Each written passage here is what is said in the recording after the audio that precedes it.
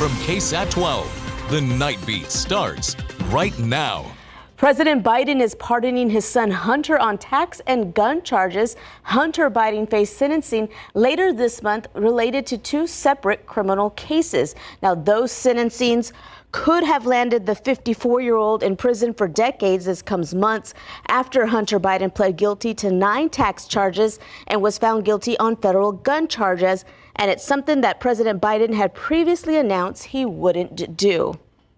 Now, President Biden took to Twitter with a statement about his decision to pardon his son, explaining that by coming after Hunter, they were coming after him.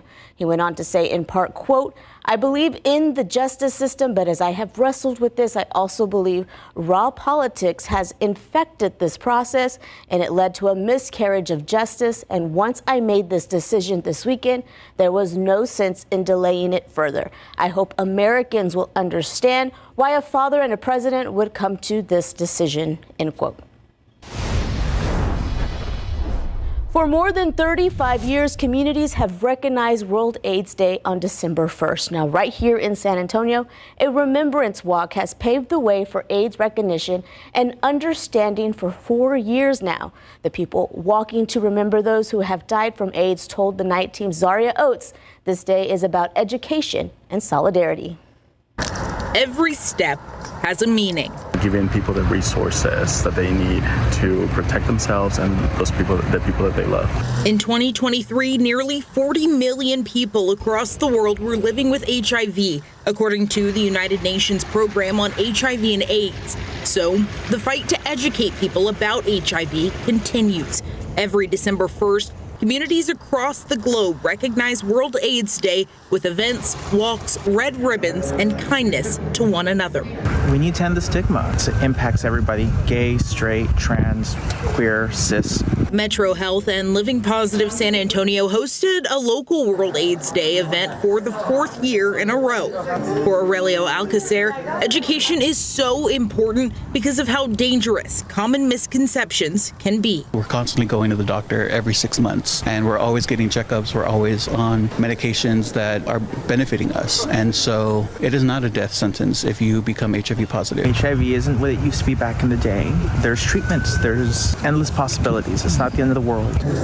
And if you are diagnosed with HIV or know someone who is, there are people there for you every step of the way. Living Positive, we meet every Thursday night. It's a social support group for people living with or affected by HIV.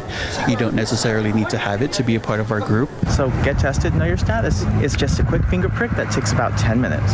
Zaria Oates, KSAT 12 News. Now, former mayor of San Antonio Howard Peak has died. Peak served the city of San Antonio in various roles for decades, leading up to his 2 terms as mayor between 1997 and 2001. That includes city council and city planner. Now, issues involving education, employment, and water were at the center of Peak's time as mayor, but he will perhaps be remembered the most for developing hiking and biking trails around San Antonio, which were renamed for him in his honor back in 2013. Now, in a statement posted on Twitter, Mayor Ron Nirenberg called Peak a steward for the Alamo City and noted Peak left a lasting legacy in San Antonio. He went on to say in part, quote, "He understood our community in ways that escape lesser politicians, helping to usher in a modern sensibility while holding fast to the kind of neighbor-centered spirit that makes San Antonio unique among major cities. I was privileged to call him a friend, an advisor, and someone whose mission continued to influence our work. Rest in peace, Mayor Peak," end quote. Howard Peak was 75 years old. Now, in court tomorrow, a woman charged with a March 2023 murder is expected to be sentenced. Mariah Cabrera was one of 2 charged with the fatal shooting of David Allen Resendez. According to police, Cabrera and Javion Johnson are alleged to have organized a drug deal online and set up a meeting with Resendez. The pair are suspected of ambushing, robbing, and shooting the 20-year-old victim. Now, according to online court records, Cabrera accepted a plea deal back on October 18th and expected to be sentenced tomorrow morning.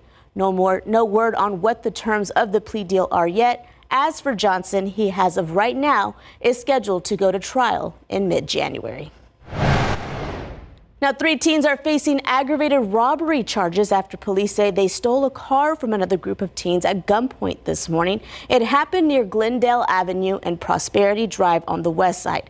The 3 suspects are all 16 to 17 years old, according to police, and were found inside that stolen vehicle along with a gun on historic Highway 90. One of the teen victims was also pistol whipped in the head, according to police. That injury is non-life-threatening.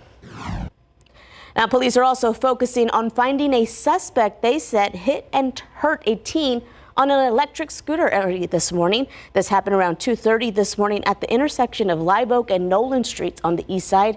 A witness told police that 14-year-old victim passed through a red light at the intersection on the scooter when they were hit by that car. Now, the driver drove away, and thankfully that teen walked away with just minor injuries. When found, that driver will be charged with failure to stop and render aid. All right, switching gears, let's head outside with live cam tonight. We've seen the cloud cover stick around a little bit more even into the afternoon and early evening. Still, though, high temperatures managed to climb into the upper 60s and low 70s in and around the San Antonio area. Right now, temperatures are starting to fall into the low 60s. A cool start to our Monday is expected, right around 50 degrees by 7 a.m., partly cloudy skies, and into the afternoon, we'll start to see those temperatures climb a little bit more closer to 70. Overall, it is expected to be a relatively quiet and mild start to the upcoming work week. Just a 10% chance for stray showers in the forecast.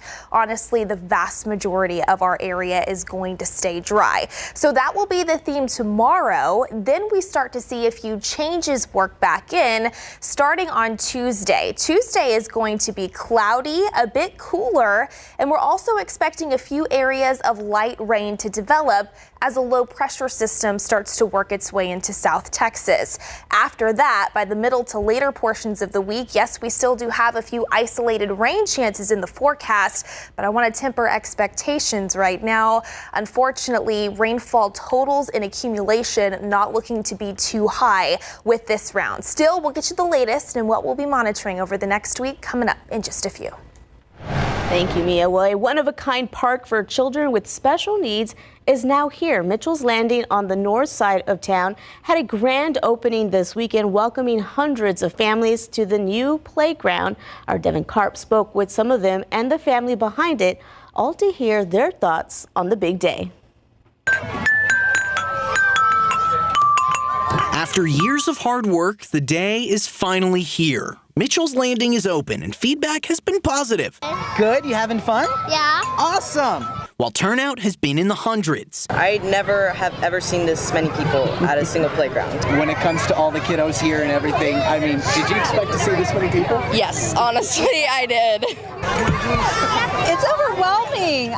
The support we have from the community, it is overwhelming, honestly. Mitchell's Landing is named after April's 3-year-old son who died in 2018. But she says she wanted to turn her pain into something good for others. Once this project started going and we started hearing from community, it really isn't now about his name, actually.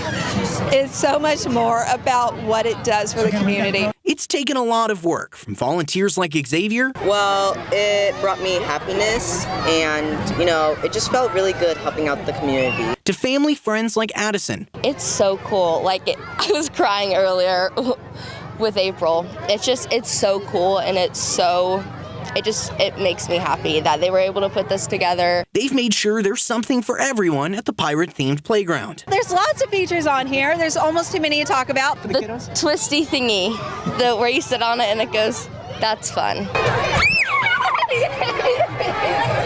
It's really good and important. Yeah, and adults can play too. Just the love and happiness. Honestly, you feel it. Everyone's so happy here.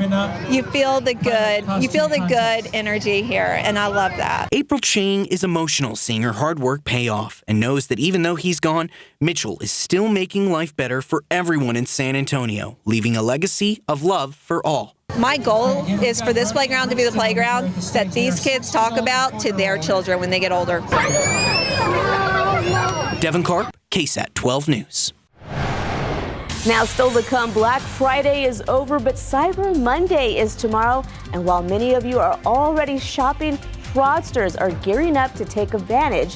Find out how to protect yourselves from online shopping scams. And San Antonio namesakes Madla, Wurzbach, Tobin, and more. Who were these people? We share the stories behind the names you see in so many places around the city. KSAT explains at 10:30. This SA Salutes holiday greeting is brought to you by Gomez Law Firm. On behalf of the Gomez Law Firm, we would like to thank all of our service members for their continued sacrifice and service. Happy holidays and Merry Christmas.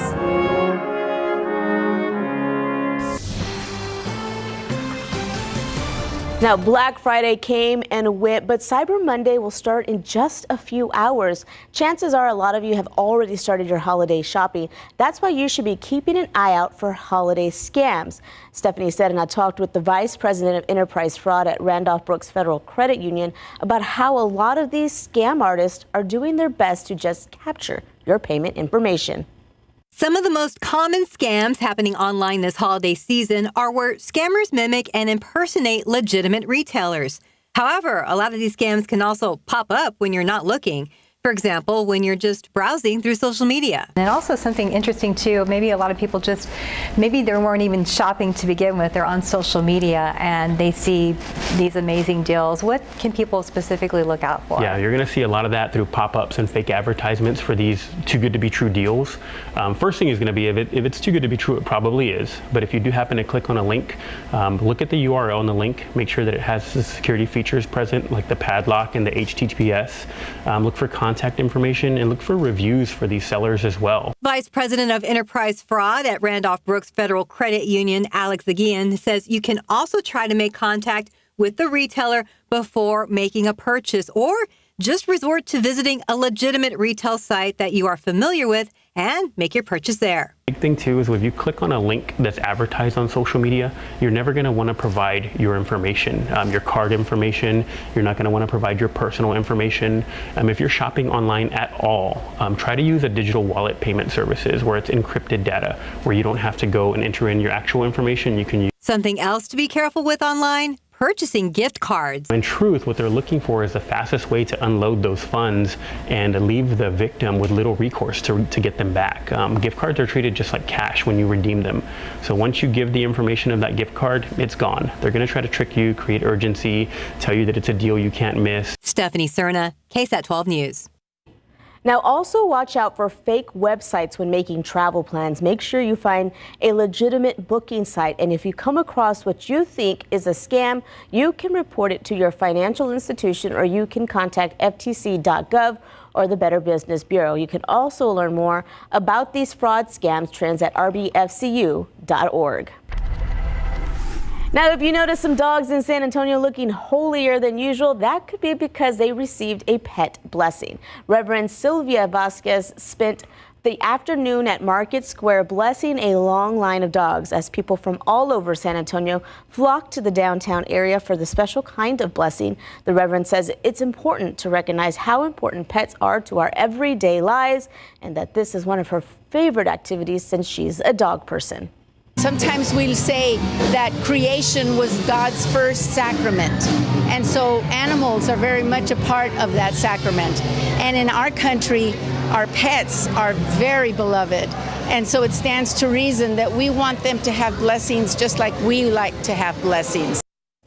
Now, this is a long-standing tradition in Market Square, and organizers say it's getting more popular every year. They're already getting ready to host the event again in 2025. We're going to have to go out there. I was going to say, I would totally take my dog to that. That is such a cool tradition. That's awesome. I didn't know they had that. Now I know. And can we talk about some of the outfits that those pets had on? One of them had the glasses, had a little hat. I mean, they went out to impress. It was very impressive, to say the least. And the weather was kind of perfect for it today. It really hasn't been a bad weekend. Yeah. We had some chilly mornings and then very mild but still comfortable afternoons. Now, we are expecting some changes to work in this week, specifically when it comes to a few rain chances. Not looking to amount to a ton, so also likely not looking to be drought busting or drought denting for a lot of us. But at least we're starting to see these rain chances trend in the right direction. November wrapping up as a drier than average month, so hopefully we can start to turn the page and tack on to some additional rainfall here in San Antonio and surrounding areas before we round out 2024. Tomorrow, generally quiet and mild, just a 10% chance for a stray shower. More of us than not are going to stay dry. Into Tuesday and Wednesday, we've got about a 30 to 40% potential to find a few areas of light rain. Keyword there being light. Accumulations through that time frame only upwards of about 1/10 of an inch to maybe 1/4 of an inch at best. Isolated into Thursday at about a 20% shot. Then as we look ahead to Friday and Saturday, this current forecast calls for a 30% chance to find a few more spotty showers here and there. But depending on how trends go over the next couple of days, it's possible we boost those a little bit heading into next weekend. We'll talk about why in just a second.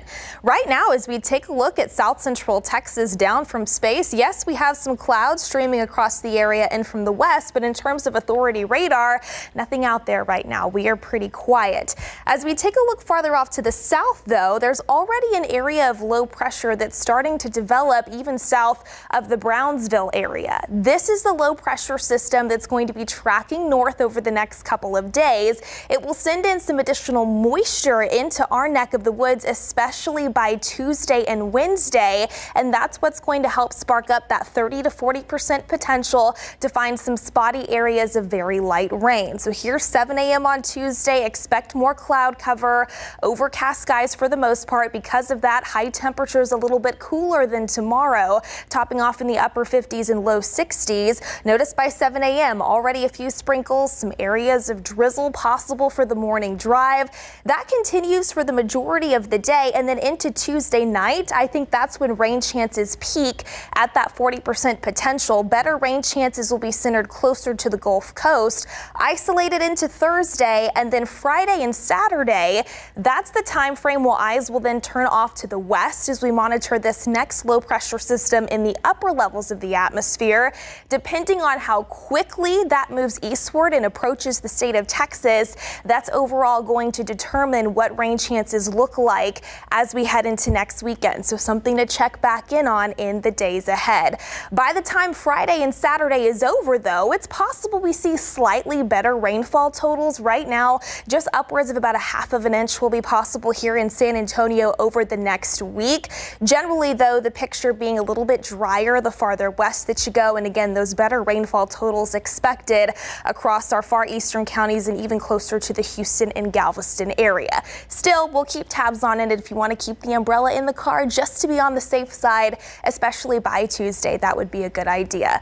Okay, let's briefly talk temperatures. By 7 a.m. tomorrow morning, upper 40s, low 50s here in San Antonio, a little bit cooler up into the hill country, low temperatures in the low to mid 40s. Partly cloudy skies expected throughout the day, a temperature already in the mid 60s for any lunchtime plans around noon. And then we've got that forecast high pointed in the upper 60s and low 70s by the afternoon. Again, a little bit cooler on Tuesday because some of that cloud cover and spotty rain in place, and then upper 60s and low 70s look to continue into the second half of the week for this first full week of December. By the way, now that November is over, we have all the stats, how it measured up here in San Antonio over the past 30 days. We'll get you a look because yes, it was a warm one. So we'll show you what those numbers look like coming up in the next half hour. All right, and fingers crossed for some rain this week. Now we'll be right back with a look ahead to what's coming up on Instant Replay.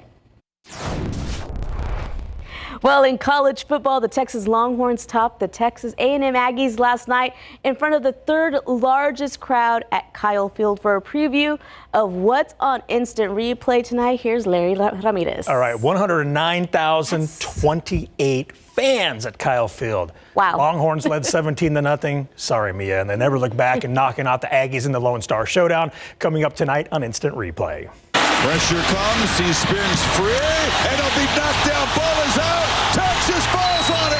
Smithson Valley's very own Trey Moore called the game, causing Aggies quarterback Marcel Reed to fumble the ball with about $1:30 left in the Longhorns' 17-7 win at Kyle Field. Texas recovered the ball, and they would run out the clock. Mary Rominger will have more on this one.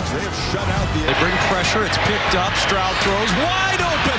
Dalton Schultz, and he will waltz in for a Houston touchdown. Texans quarterback C.J. Stroud threw his only touchdown pass of the game today to Dalton Schultz. More importantly, Stroud did not throw an interception for the first time in 4 games to help the Texans win at Jacksonville. Now, Joe Mixon topped 100 yards on the ground, and now the Texans head to their bye week 8-5.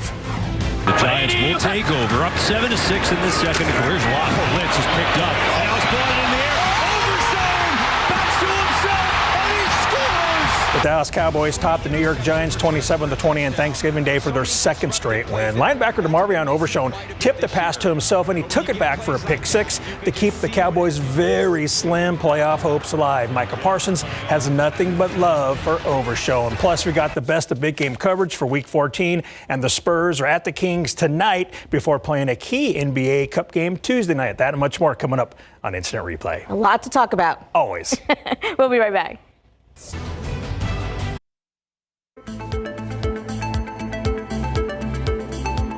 Now, have you driven by a building, a park, or a street and thought, I wonder where that name came from? Now, there are several San Antonio names you see over and over across the city. Well, it got us asking, who are these people and what did they do that's so significant? Here's KSAT Explains San Antonio Namesakes.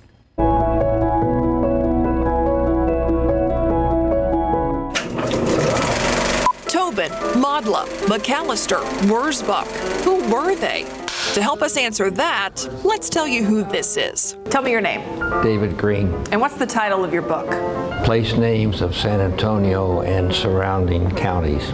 He's an orthopedic surgeon by trade and a lover of trivia and history by trait. I was on the faculty of the medical school for 8 years, and my office was on Floyd Curl Drive. And for 8 years, I asked people who was Floyd Curl, and nobody could tell me. That curiosity launched years of research for his book. Floyd Curl Drive is one of the main roads running through the medical center on San Antonio's northwest side. So who was Mr. Curl, or rather, Reverend Curl? Turns out he was a Methodist minister. He chaired the first meeting when some businessmen and medical people got together and said, let's build a medical center. And the first building out there was Methodist Hospital, and so they named the only street in the whole medical center for Floyd Curl. San Antonio has no shortage of streets bearing someone's name, but there are 2 that tend to raise a lot of questions, and not just about their namesakes. People always wonder why we have 2 Wurzbach roads. Well, it's a great story. William Wurzbach and Harry Wurzbach were brothers. William, the oldest, he was a Texas congressman from 1895 to 1897. In 1904, William Wurzbach and his father-in-law, Gustav Schmelzer, bought 1,400 acres of what is now the medical center. The dirt road that once led to Wurzbach's home became Wurzbach Road. And yes, Wurzbach Parkway. From Ingram Road to Lock Hill Selma, it's Wurzbach Road. Then from Lock Hill Selma to O'Connor Road near I-35, it's Wurzbach Parkway, both named for William. So, where does Harry Wurzbach come from? He becomes the first Republican elected to Congress from Texas since Reconstruction. He had served in the Spanish-American War and was very involved in veterans organizations, so he's much beloved for that reason. Of issues like civil rights, he voted for an anti-lynching bill, for instance, which was an act of great courage on his part, certainly. People wanted to do something for Harry, so they went down to city council and lobbied to get a road named for Harry. People were upset because there was already a Wurzbach Parkway, and they thought they'd be confused. They lost, and it is confusing. A giant building downtown bears the name of a giant San Antonio legend. Henry B. Henry B. The Henry B. Gonzalez Convention Center. Henry B. Gonzalez is one of the most significant San Antonians, I would argue. He was in Congress for more than 30 years, but he started out in San Antonio City Council. Then Gonzalez became the first Mexican-American elected to the Texas Senate in 1956, and the first Mexican-American from Texas elected to U.S. Congress in 1961. Incredible dedication to attacking and speaking out against segregation of Mexican Americans in the 1950s. He was seen as a person who cared about people no matter their station. His real claim to fame was when they had the big banking, savings, and loan scandal. He upset a lot of people, but the people who didn't like him said at least he's trying to get to the bottom of the crisis and make things better for everyday San Antonians. Another name you see over and over, McAllister. Walter McAllister was mayor of San Antonio from 1961 to 1971. He was instrumental in helping expand San Antonio College. There's Mayor McAllister with the president of the Conservation Society, Mrs. Brooks Martin, or Pinky Martin as she was known, and of course the famous Congressman Henry B. Gonzalez. They're all smiling here, which is a little unusual because actually the Conservation Society fought Mayor McAllister for most of his tenure in office because they were against the highway that was going to be built through Brackenridge Park. But he had the vision that we needed a road from downtown to the airport, which is 281, and it bears his name. Eventually it was built because of the Conservation Society's opposition. The city was unable to use federal funds, so it did it with state and local funds. Sometimes it's called McAllister Freeway to honor him, and sometimes, at least initially, it was called McAllister Freeway because some folks resented that that road plowed through their front yards and their backyards, and so they said he should get credit or discredit. Now from one name to many, the Tobin family. The Tobin family they were huge philanthropists in San Antonio. John W. Tobin, who was mayor during one of the great periods in San Antonio history, the time the Conservation Society was founded in the 1920s, was a great period of growth for the city. When they built Almost Dam, when they had a big flood downtown, and he was instrumental in doing that. Mayor Tobin's nephew was Edgar Tobin. His story is on display at the Whitty Museum. Edgar Tobin, and he was a World War I ace pilot, came back and started an aerial photography company. But they were really not a wealthy family, and Edgar Tobin's the one that created this aerial surveys and created a mapping company that all the oil and gas companies of the day needed to have these Tobin maps. So that's where the family fortune really came from. Edgar's wife, Margaret, had a love for art, theater, and symphony. And she started the San Antonio Symphony in 1939. She passed on that passion to their son, Robert L.B. Tobin, who the Tobin Center is named after. Robert was a born collector. He probably has the biggest collection of theater arts in the entire world, and that's now known as the Tobin Collection of Theater Arts, which is housed at the McNay Art Museum today. So when you think of something like the Tobin Center, you think of the arts because these are the people that helped create some of our foundational arts organizations. Education is the legacy of our next name, Frank Modla Jr. We're standing right now in the Senator Frank Modla building on campus. The campus of Texas A&M San Antonio. His major dream was to bring a public university to the south side of San Antonio. And he labored literally for years to do this, to get this support. Modla served in the Texas House and Senate from 1972 to 2006. He helped bring the Toyota plant to San Antonio and redevelop the old Kelly Air Force Base. But he didn't live to see his dream for a Southside University become reality. He died in a house fire in 2006. A&M San Antonio became a standalone university in 2009. We view him as an iconic figure on our campus, and our campus colors are silver and black and what we call Modla Maroon. He was just really a constant voice for the people of this area. And those are just a few San Antonio namesakes in a city full of so many stories to tell. A lot of people don't want to read a history book or hear about a historical event, but if it's in a place or a place name, the park is named, the street is named, the building is named, then it's part of your regular everyday life. It's not this separate category of history, it's just part of life. And it connects you to people who were there before. Anything we missed? Oh yeah, we missed about 990 of these things. Now, KSAT Explained covers all kinds of topics. You can watch our entire Explained streaming library by scanning this QR code or watch on demand on the KSAT Plus app, which is free to download and watch. Now, we'll be right back. We need a servant leadership mindset that believes every student can learn, and that is committed to the district and the district's children. The Texas Education Agency is putting out a call to community members who want to turn a local school district in the right direction after years of leadership failures. On GMSA, when a final decision will be made and how you can be a part of the future board. All right, welcome back, everyone. Hopefully you had a fantastic weekend. It was a warmer than average into the weekend today. Yes, we had some mid and upper level cloud cover stream across the San Antonio sky. Still have some of that out there right now as well. As we take a look at the almanac data, 56 degrees was our low temperature earlier today. That is well above the average of 45. We had a high temperature of 71. That's 4 degrees above the average high of 67, but well below the record of 82 that was set back in 1894. As we take a look at highs across the region, we had a few upper 60s, most notably across portions of the hill country, just 1 degree shy of that 70-degree mark in Kerrville.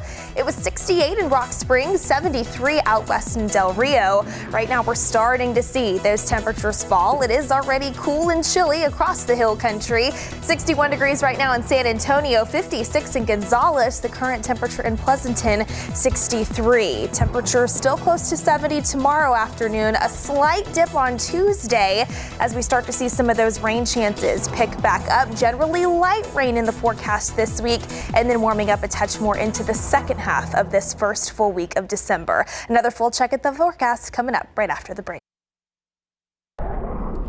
Now, I know, Mia, a couple weeks ago we were talking. I think I went by your desk. I was like, when can I wear a sweater? You did. And now I'm looking at it. It was a pretty warm November. All things considered, it was a warm November. Thankfully, we started to get a few more noticeable cold fronts in towards the end of the month, which helped with our high temperatures. This past week was the coolest stretch that we had seen so far this season.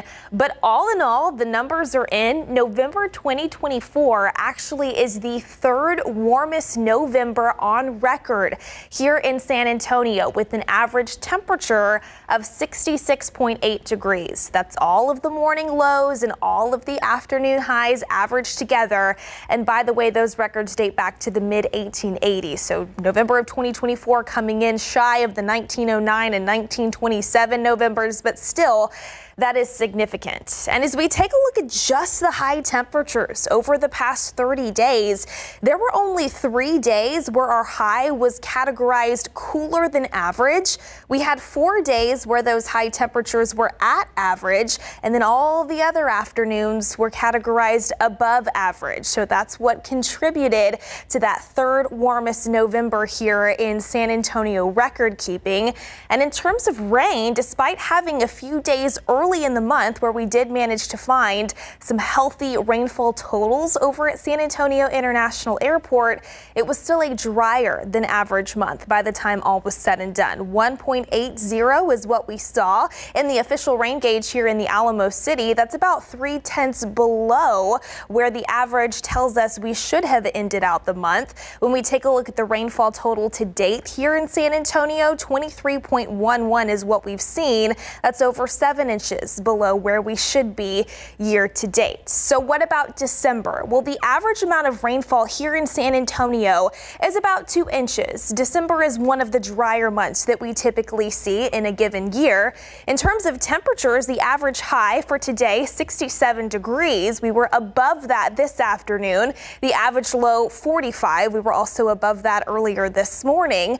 By the end of the month on New Year's Eve, our average high temperature here in San Antonio falls into the low 60s, and our average low temperature is pointed right around 41 as we really start to see some of that cooler air start to settle into south central Texas. Speaking of cooler air, take a look at temperatures across the lower 48 right now. We're in the low 60s here in San Antonio. That's actually one of the warmer temperatures that you see on this map. It's 30 degrees below freezing in Wichita, Kansas, even some teens across the northern tier stretching over to Chicago. A lot of that colder air and really the core more of this colder air is going to continue to sit well to the north and east, closer to the Great Lakes, stretching up into the New England states, even the mid-Atlantic over the next week or so. And temperatures here for the most part, except for Tuesday, when we start to see some of that spotty light rain take shape, they're looking to trend warmer than average, with highs in the upper 60s and low 70s. And that does include tomorrow. So here's another look at your KSAT 12-hour forecast. By 7 a.m. tomorrow, we're starting off our Monday right around 50 degrees here in San Antonio. A little bit cooler across portions of the hill country. 65 expected around lunchtime. And then we've got that high temperature pointed right around 70 degrees. So again, a little bit cooler on Tuesday as those overcast skies take back over. Some areas of very, very light rain possible, and then isolated rain chances continuing into the second half of the week as well. All right, we have some KSAT Connect photos to show you to kind of wrap up our Sunday night here weather-wise. Meteorologist Justin Horn took his girls out to Lost Maples earlier today. I have yet to go visit this time of the year, but I hear it's the place to go. So they posted last week, I believe it was on Thanksgiving Day, that foliage had reached their peak. Fall colors, he said it was fantastic. A long hike, but they had a fantastic time. And we also have some amazing Christmas tree photos that I want to share. Thank you all for sending these in. Check that one out. Do y'all want to come and do my tree? Because that's impressive. That is impressive. It's cute. A lot of color. I love this one with the stockings in the background as well. There's a QR code right there on your screen. If you would like to share your holiday tree with us, we will be showing, I'm sure, so many more tree photos, holiday decor photos over the next several weeks. Did you put your decor up already? I did. Yeah, so did we. Yeah.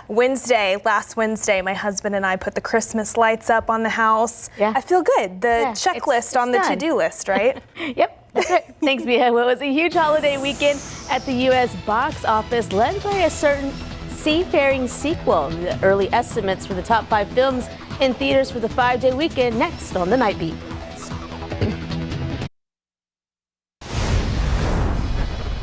$5 say they burned down the manger. The best Christmas pageant ever made $4.9 million for 5th place. Another Christmas-themed movie, Red 1, took 4th place with $18.7 million.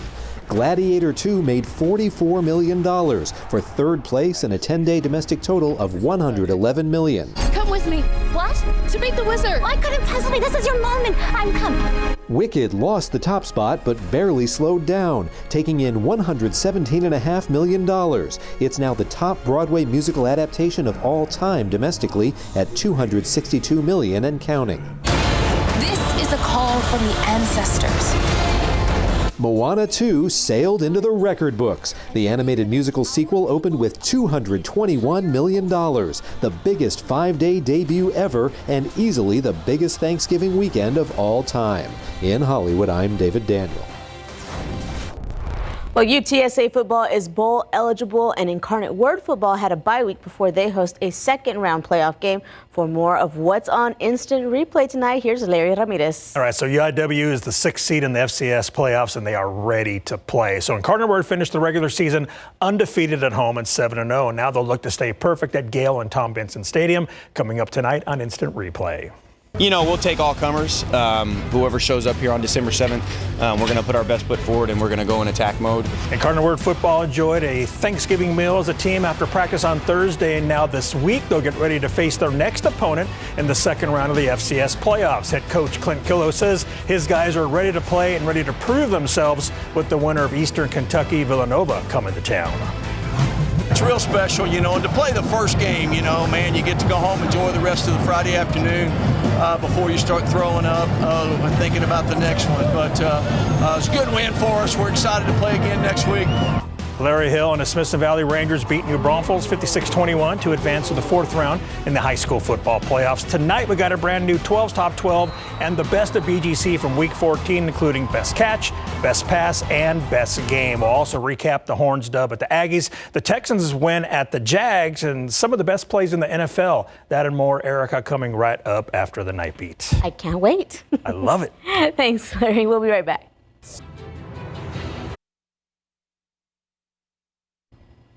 Now that's all the time for now. For all of us here at KSAT 12, thanks for watching. Be sure and tune in to Good Morning San Antonio for all your latest overnight news, and all new instant replay starts now.